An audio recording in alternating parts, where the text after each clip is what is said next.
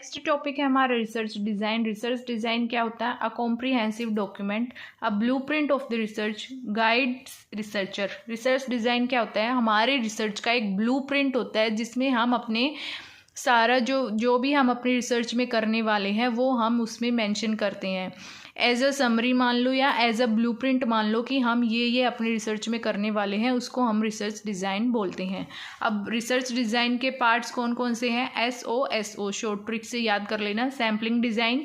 Sampling design क्या होता है? The method of selecting items, मतलब कौन से मेथड से हम आइटम्स को सिलेक्ट करने वाले हैं। Observation design. The observation are to be create, मतलब ऑब्जर्वेशन हमें कैसे क्रिएट करनी है। Statistical design. How the information and data gathered are to be analyse. Statistical design में हम क्या डिफाइन करते हैं कि जो भी हम डेटा कलेक्ट करने वाले हैं उसको हम एनालाइज कैसे करेंगे। Operational design. The procedures satisfied in sampling, मतलब कौन से प्रोसीजर्स जो हैं वो हम अपने सैम्पलिंग में यूज़ करेंगे, उसको हम ऑपरेशनल डिज़ाइन बोलते हैं। अब रिसर्च डिज़ाइन को बनाते कैसे हैं? सबसे पहले consider your aim and approach. सबसे पहले अपना एम देखो, कौन से टॉपिक पे आपको रिसर्च करनी है। Choose a type of research. एक रिसर्च डिज़ाइन को, अपने रिसर्च डिज़ाइन का एक टाइप जो है वो चूज़ करो। Identify your population and sampling method. अपनी पॉपुलेशन को आइडेंटिफाई करो और सैम्पलिंग मेथड देखो कौन सा सैम्पलिंग मेथड आपको चाहिए। प्रोबेबिलिटी सैम्पलिंग यूज़ कर रहे हो या नॉन प्रोबेबिलिटी सैम्पलिंग आप यूज़ करने वाले हो। Choose your data collection method. Data collect आप कैसे करने वाले हो? प्राइमरी मेथड से करोगे या सेकेंडरी मेथड से करोगे। Plan your data collection procedures. आपका जो डेटा कलेक्शन प्रोसीजर क्या होगा, कैसे आप लोगों को अप्रोच करेंगे, वो प्लान करो। Decide on your data analysis strategies. Data analyse आप कैसे करोगे, कौन से टूल्स का यूज़ करोगे, कौन से टेस्ट लगाओगे, वो सब आपको जो है डिसाइड करना है। नेक्स्ट है हमारा एक ये बेसिक सा टॉपिक मान के चलो, इससे कई बार क्वेश्चन पूछ लेते हैं। वो 3R का कंसेप्ट होता है हमारे रिसर्च में। Repeatability, replicability and reproductibility. Repeatability क्या होता है? Same team same experimental setup, मतलब सेम टीम है और सेम ही हमारा जो एक्सपेरिमेंटल सेटअप है हमारा वो सेम है। रिपीट होना यानी सेम, एक सेम टीम पे हम दोबारा से वही रिसर्च कर रहे हैं। रेप्लिकेबिलिटी क्या होता है? Different team same experimental setup. Replicability में जो हमारी टीम होगी वो डिफरेंट होगी और जो हमारा एक्सपेरिमेंटल सेटअप है, जो हम एक्सपेरिमेंट करने वाले हैं, वो सेम होगा। और रिप्रोडक्टिबिलिटी में क्या होता है? दोनों डिफरेंट होते हैं, हमारी टीम भी डिफरेंट होगी और हमारा एक्सपेरिमेंटल सेटअप भी डिफरेंट होगा। नेक्स्ट टॉपिक की बात करूँ तो मैं आता है हमारा सैम्पल फ्रेम और सैम्पल साइज। सैम्पल फ्रेम क्या होता है? The actual list of individuals that the sample will be drawn from, मतलब इंडिविजुअल्स की एक्चुअल लिस्ट जिनसे हम सैम्पल लेने वाले हैं वो है हमारा सैम्पल फ्रेम।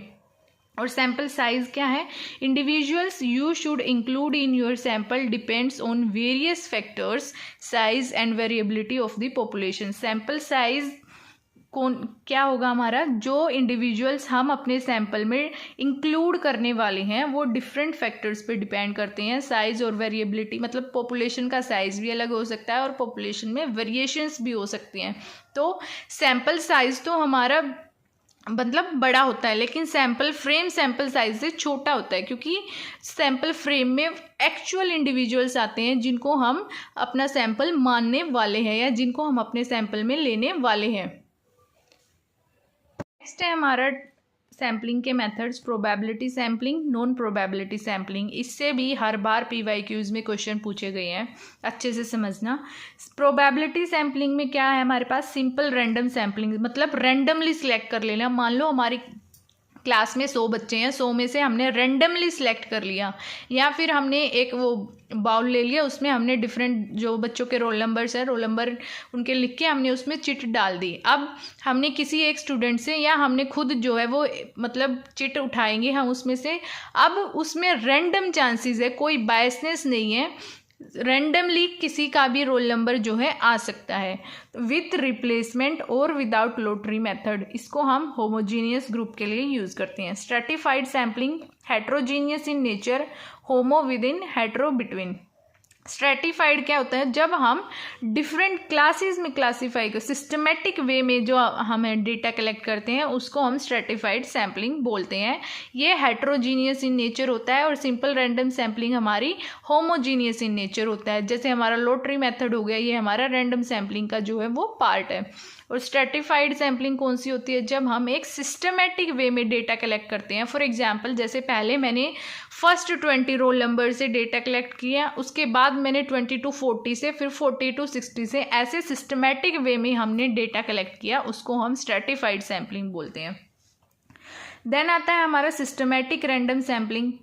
सिस्टमेटिक ये एज सच कोई टाइप नहीं है, मतलब बेसिक सा ही है, रैंडम सैम्पलिंग की तरह ही होता है। हम सिस्टमेटिकली, मतलब जैसे पहले 5 नंबर लिया हमने, फिर 15 लिया, फिर 25, 35, 45, ऐसे हम डेटा कलेक्ट कर रहे हैं, उसको हम सिस्टमेटिक रैंडम सैम्पलिंग बोलते हैं। नेक्स्ट है हमारा क्लस्टर सैम्पलिंग। क्लस्टर सैम्पलिंग क्या है, जब हम डिफरेंट ग्रुप्स में डिवाइड कर देते हैं, नेचुरली अकरिंग क्लस्टर्स, अलग अलग क्लस्टर्स हम बना देते हैं। ये क्या होता है, homo between, hetero within. Stratified क्या था, homo within, hetero between. अब ये क्या है, homo between, hetero within. Then next है हमारी मल्टी स्टेज सैम्पलिंग। जब डिफरेंट स्टेजेस पे हम डेटा कलेक्ट करते हैं उसको हम मल्टी स्टेज सैम्पलिंग बोलते हैं। नेक्स्ट है हमारी नॉन प्रोबेबिलिटी सैम्पलिंग के मेथड्स। नॉन प्रोबेबिलिटी सैम्पलिंग में कौन कौन से हैं, कन्वीनियंस सैम्पलिंग। अपने कन्वीनियंस के अकॉर्डिंग जब रिसर्चर डेटा कलेक्ट करता है उसको हम बोलते हैं कन्वीनियंस सैम्पलिंग। मतलब जो एरिया मेरे कन्वीनियंट है या जो रिस्पोंडेंट्स मेरे कन्वीनियंट है उनसे मैं डेटा कलेक्ट कर रही हूँ, तो ये हो गया मेरा कन्वीनियंस सैम्पलिंग। इसको हम एक्सीडेंटल, हैप्जार्ड या चंक सैम्पलिंग के नाम से भी बोल सकते हैं। जजमेंट सैम्पलिंग क्या होता है, बेस्ड ऑन एक्सपीरियंस और नॉलेज ऑफ द ग्रुप। मतलब जो हम डेटा कलेक्ट करने वाले हैं वो किसी एक्सपीरियंस के बेसिस पे या उस ग्रुप के पास जो नॉलेज है उसके बेसिस पे हम डेटा कलेक्ट करते हैं, तो उसको हम जजमेंट सैम्पलिंग बोलते हैं। स्नोबॉल सैम्पलिंग को हम चेन या नेटवर्क सैम्पलिंग भी बोलते हैं। स्नोबॉल सैम्पलिंग क्या है, जैसे मैंने आपसे डेटा कलेक्ट किया, फिर आपने जो है वो क्वेश्चनियर 2 लोगों को शेयर किया, फिर उन 2 लोगों ने नेक्स्ट 4 लोगों को शेयर किया, फिर उन 4 ने नेक्स्ट 10-12 लोगों को शेयर कर दिया। तो ये है हमारी स्नोबॉल सैम्पलिंग, जिसको हम चेन या नेटवर्क सैम्पलिंग के नाम से भी जानते हैं। नेक्स्ट है हमारी कोटा सैम्पलिंग। नेक्स्ट टॉपिक है हमारा डेटा कलेक्शन। डेटा कलेक्शन को 2 पार्ट्स में डिवाइड किया गया है, primary data, secondary data. Primary data कौन सा होता है, जो हम डायरेक्टली, जो हमारे रिस्पोंडेंट्स होते हैं उनके पास जाके जो हम डायरेक्टली डेटा कलेक्ट करते हैं उसको हम प्राइमरी डेटा बोलते हैं। और सेकेंडरी जो ऑलरेडी पब्लिश्ड डेटा होता है उसको हम सेकेंडरी डेटा बोलते हैं। Collected by the investigator himself, जो इन्वेस्टिगेटर होता है वो खुद डेटा कलेक्ट करता है। डायरेक्ट पर्सनल इंटरव्यू, इसके अब प्राइमरी डेटा के मेथड कौन कौन से होते हैं, डायरेक्ट पर्सनल इंटरव्यू हो गया, इनडायरेक्ट ओरल इंटरव्यू हो गया, information from correspondents, mailed questionnaire, questionnaire method का हम यूज़ करते हैं, शेड्यूल्स का यूज़ करते हैं, शेड्यूल्स सेंड थ्रू न्यूमरेटर्स। और सेकेंडरी डेटा के टाइप्स कौन से हो गए, जैसे हमारा न्यूज़पेपर का डेटा हो गया, हमारी जो ऑफिशियल साइट्स हैं गवर्नमेंट की उनसे हमने डेटा कलेक्ट किया वो हो गया, या और किसी हमने बुक से या कोई रेफरेंस लेके हमने डेटा कलेक्ट किया, तो ये सारे हमारे सेकेंडरी डेटा के टाइप्स हैं। नेक्स्ट आता है हमारा रिसर्च पैराडाइम। रिसर्च पैराडाइम में अब क्या क्या है हमारे पास, पॉजिटिविज्म, पॉजिटिविज्म को हम क्वांटिटेटिव बोलते हैं। Discovery of the laws that govern behaviour, मतलब उन लॉज की डिस्कवरी जिनसे हम बिहेवियर को डिफाइन करते हैं उसको हम बोलते हैं पॉजिटिविज्म। कंस्ट्रक्टिविज्म, कंस्ट्रक्टिव को हम पोस्ट पॉजिटिविज्म भी बोलते हैं, इसको हम क्वालिटेटिव बोलते हैं। पॉजिटिविज्म क्वांटिटेटिव और पोस्ट पॉजिटिविज्म क्या होता है, qualitative. Understanding from an insider perspective, मतलब ह्यूमन बिहेवियर को अंडरस्टैंड करना। क्रिटिकल पोस्ट मॉडर्न बोल सकते हैं। Investigate and expose the power relationship, investigate करना। प्रैग्मेटिक क्या होता है, interventions, interactions and their effect in multiple context. Theology क्या होती है, स्टडी ऑफ रिलीजन, मतलब किसी रिलीजन की स्टडी करना, उसको हम बोलते हैं थियोलॉजी। नेक्स्ट है हमारे पास पॉजिटिविज्म और इंटरप्रेटिविज्म का डिफरेंस। पॉजिटिविज्म को हम डिडक्टिव बोलते हैं और इंटरप्रेटिविज्म को हम इंडक्टिव बोलते हैं। पॉजिटिविज्म क्या कहता है? Assumes that society has objective social facts, मतलब हमारा जो ऑब्जेक्टिव है वो क्या है? सोशल फैक्ट से रिलेटेड है। और इंटरप्रेटिविज्म क्या बोलता है? Reality is constructed through the meanings created by individuals, मतलब जो लोगों ने उसका मीनिंग क्रिएट किया है। रियलिटी कैसे कंस्ट्रक्ट होती है? जो लोगों ने उसका मीनिंग क्रिएट कर दिया है, उससे हमारी जो रियलिटी है वो कंस्ट्रक्ट होती है। Society experts influence on its member, जो सोसाइटी के एक्सपर्ट्स होते हैं उसका मेंबर्स पे इन्फ्लुएंस होता है। Our actions are the result of our own meaning not external forces, मतलब जो हमारे खुद के एक्शंस हैं वही जो है वो उसका रिजल्ट है, ना कि कोई एक्सटर्नल फोर्स। पॉजिटिविज्म में क्वांटिटेटिव डेटा होता है और इंटरप्रेटिविज्म में क्वालिटेटिव डेटा होता है। Positivism is related to objectivity and interpretivism या पोस्ट पॉजिटिविज्म भी हम इसको बोल सकते हैं, is related to subjective meaning.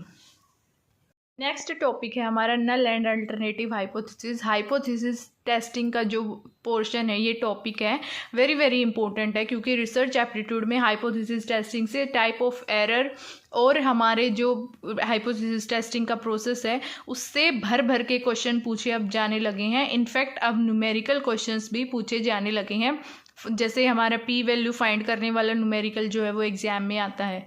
अब नल एंड अल्टरनेटिव हाइपोथेसिस की हम बात करें तो नल हाइपोथेसिस को हम HO से डिनोट करते हैं और अल्टरनेट हाइपोथेसिस को हम H1 से डिनोट करते हैं। नल हाइपोथेसिस क्या होता है? There is no effect in the population then we can reject the null hypothesis. जब भी हम कोई भी रिसर्च करते हैं तो हम दो टाइप के हाइपोथेसिस अपनी फाइंडिंग्स में हम लेके चलते हैं अपनी रिसर्च में। एक नल हाइपोथेसिस होता है, एक अल्टरनेटिव हाइपोथेसिस होता है। नल हाइपोथेसिस हम उसको रिजेक्ट करने के लिए ही हम बनाते हैं। फॉर एग्जाम्पल, जैसे हमें मेज़र करना है कि ऑनलाइन टीचिंग का क्या इफेक्ट है स्टूडेंट की प्रिपरेशन पे, तो हम अपना नल हाइपोथेसिस ये मान के चलेंगे कि there is no effect of online teaching in students preparation. और अल्टरनेट हाइपोथेसिस हमारा क्या होता है? वो उसका अपोजिट होगा कि there is an effect of online teaching on students preparation. Null hypothesis को हम बनाते ही रिजेक्ट करने के लिए हैं। नल हाइपोथेसिस क्या कहता है? There is no effect in the population, मतलब कोई उसका इफेक्ट नहीं हो रहा है पॉपुलेशन पे। और हमारा जो अल्टरनेट हाइपोथेसिस क्या बोलता है कि देयर इज़ एन इफेक्ट, मतलब जिसको हम ट्रू साबित करना चाहते हैं, जिसको हम ट्रू बताना चाहते हैं, वो होता है हमारा alternative hypothesis. No effect, no difference, no relationship. An effect, a difference and a relationship होता है। अब बात करते हैं हमारे टाइप 1 और टाइप 2 एरर की। टाइप 1 एरर कौन सा होता है? राइट था, रिजेक्ट कर दिया, उसको हम बोलते हैं टाइप 1 एरर। और टाइप 2 एरर हमारा क्या होता है? रॉन्ग था, एक्सेप्ट कर लिया। याद रखना, जब हमारा नल हाइपोथेसिस राइट था लेकिन हमने उसको रिजेक्ट कर दिया तो उसको हम टाइप 1 एरर बोलते हैं। और जब हमारा नल हाइपोथेसिस रॉन्ग था, उसको हमने एक्सेप्ट कर लिया, तो उसको हम टाइप 2 एरर बोलते हैं। टाइप 1 एरर को हम अल्फ़ा से डिनोट करते हैं और टाइप 2 एरर को हम बीटा से डिनोट करते हैं। टाइप 1 एरर को हम फॉल्स पॉजिटिव बोलते हैं और टाइप 2 एरर को हम फॉल्स नेगेटिव बोलते हैं। जब हमारी P value less than alpha होती है तो हम रिजेक्ट कर देते हैं, और जब हमारी पी वैल्यू जो है ग्रेटर देन अल्फ़ा होती है तो उस टाइम पे हम फेल टू रिजेक्ट, मतलब रिजेक्ट नहीं कर पाते। राइट था, रिजेक्ट कर दिया, टाइप 1 एरर, अल्फ़ा से डिनोट करते हैं। रॉन्ग था, एक्सेप्ट कर लिया, टाइप 2 एरर, बीटा से डिनोट करते हैं। और इसको टाइप 2 एरर को ही हम पावर ऑफ टेस्ट बोलते हैं। पावर ऑफ टेस्ट का फॉर्मूला क्या है? 1 माइनस बीटा। एग्जाम में कई बार ये क्वेश्चन पूछा गया है कि पावर ऑफ टेस्ट कौन सा टेस्ट है, टाइप 1 टेस्ट है या टाइप 1 एरर है या टाइप 2 एरर है, और पावर ऑफ टेस्ट को किससे डिनोट करते हैं हम? तो इसका क्या आंसर होगा हमारा? 1 माइनस बीटा। यहाँ लिख देती हूँ मैं, 1 माइनस बीटा। ये है हमारा पावर ऑफ टेस्ट। और अल्फ़ा को ही हम लेवल ऑफ सिग्निफिकेंस बोलते हैं। लेवल ऑफ सिग्निफिकेंस क्या होता है? चांसेस ऑफ एरर, मतलब कितने परसेंट चांसेस जो है वो हमारे रिसर्च में एरर के चांसेस हैं, उसको हम लेवल ऑफ सिग्निफिकेंस बोलते हैं। जब हमारा लेवल ऑफ सिग्निफिकेंस 5% होता है तो वो गलत गलत होता है वो वाला पोर्शन हमारा। और जब कॉन्फिडेंस लेवल क्या होता है 1 माइनस अल्फ़ा या 1 minus level of significance. Level of significance 5% और कॉन्फिडेंस या लेवल ऑफ कॉन्फिडेंस क्या होता है 95%, जिसको हम सही मानते हैं। याद रखना, level of significance alpha, 1 minus alpha, level of confidence या कॉन्फिडेंस लेवल इसको हम बोल सकते हैं।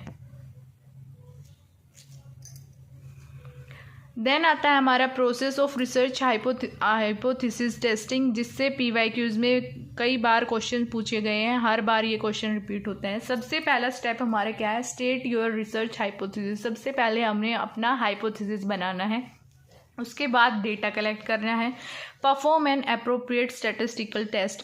डेटा कलेक्ट करने के बाद एक अप्रोप्रिएट स्टैटिस्टिकल टेस्ट हमें लगाना है। डिसाइड वेदर टू रिजेक्ट और accept the null hypothesis. Test लगाने के बाद जो भी हमारा रिजल्ट आएगा टेस्ट के बाद, उसके बाद हमें डिसाइड करना है कि या हमें अपने नल हाइपोथेसिस को रिजेक्ट करना है या एक्सेप्ट करना है। और नेक्स्ट स्टेप क्या है, present the findings in your result and discussion section. Next step क्या है हमारा, अपनी फाइंडिंग्स को प्रेजेंट करना और अपने रिजल्ट और डिस्कशन सेक्शन में उसको मेंशन करना। कोटा सैम्पलिंग क्या होता है, जब हम अपनी पॉपुलेशन को एक सेट स्टैंडर्ड के बेसिस पे डिवाइड कर लेते हैं। फॉर एग्जांपल, जैसे हमारे हम एग्ज़ाम देने वाले हैं, उसमें 5% सीट्स जो हैं वो PWD स्टूडेंट्स के लिए फिक्स्ड है, वो हमारा टाइप ऑफ कोटा हो गया। या हमारी यूनिवर्सिटी में जो 10 सीट्स हैं वो स्पोर्ट्स स्टूडेंट्स के लिए फिक्स्ड हैं, तो ये हमारा स्पोर्ट्स कोटा हो गया। ऐसे ही कोटा सैम्पलिंग होता है रिसर्च में कि हम अपने जो भी हम रिसर्च करने वाले हैं, जो भी हम डेटा कलेक्ट करने वाले हैं, उसमें हम अपने प्री डिफाइंड स्टैंडर्ड सेट कर देते हैं। ये एज के बेसिस पे भी हो सकता है, जेंडर के बेसिस पे भी हो सकता है, इनकम के बेसिस पे भी हो सकता है, या वो मेल फीमेल के बेसिस पे भी हो सकता है। जैसे फॉर एग्जांपल, मुझे डेटा कलेक्ट करना है, मैंने अपना कोटा डिसाइड कर दिया, अपना स्टैंडर्ड जो वो फिक्स कर दिया कि मुझे सिर्फ जो 30 अबव पीपल हैं उनका ही डेटा कलेक्ट करना है। या मैंने ये अपना कोटा सिलेक्ट कर लिया कि मुझे जिनकी इनकम 2 लाख से ज़्यादा है एनुअली, मुझे उनका ही डेटा कलेक्ट करना है। तो ये है हमारा कोटा सैम्पलिंग। आई होप आपको अच्छे से समझ आ गया होगा।